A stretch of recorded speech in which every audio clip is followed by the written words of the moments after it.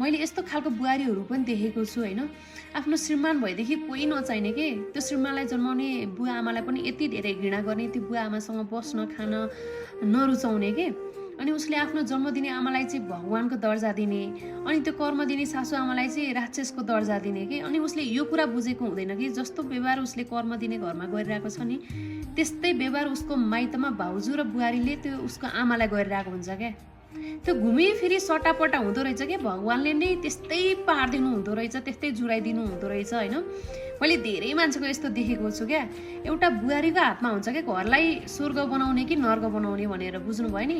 तपाईँले तपाईँको श्रीमानलाई माया नगर्नुहोस् क्या, तर तपाईँले तपाईँको सासू र ससुरालाई सम्मान कदर माया गर्नुभयो भनेदेखि तपाईँको श्रीमानले तपाईँलाई अटोमेटिक माया गर्नुहुन्छ क्या।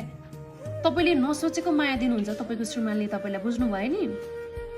किनभने सासू ससुरा भनेको हाम्रो भगवान हो क्या। तपाईँले जस्तो सोच्नुहुन्छ नि, जस्तो व्यवहार सासू र ससुरा बुवालाई गर्नुहुन्छ नि, त्यस्तै व्यवहार तपाईँको श्रीमानले तपाईँलाई गर्ने हो।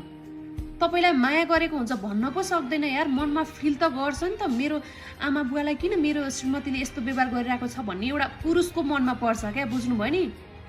तर छोरी मान्छेले जस्तो साना कुरामा चित्त दुखाएर वचन लगाइहाल्ने खालका पुरुषहरू कोही पनि हुँदैनन् क्या, बुझ्नुभयो नि।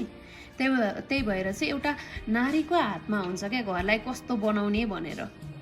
तपाईँको श्रीमानलाई तपाईँले बरु मतलबै नगर्नुहोस् क्या। तपाईँको सासू आमालाई आफ्नै आमा सोचेर हरेक कुरामा सोधेर काम गर्नुहोस्, हरेक कुरामा सम्मान दिनुहोस्, हरेक कुरामा इज्जत दिनुहोस् त। तपाईँको श्रीमानले तपाईँलाई अटोमेटिक माया गर्नुहुन्छ क्या। तपाईँको व्यवहार जस्तो छ तपाईँको श्रीमानले तपाईँलाई व्यवहार त्यस्तै गर्ने हो, त्यत्तिकै माया गर्ने हो।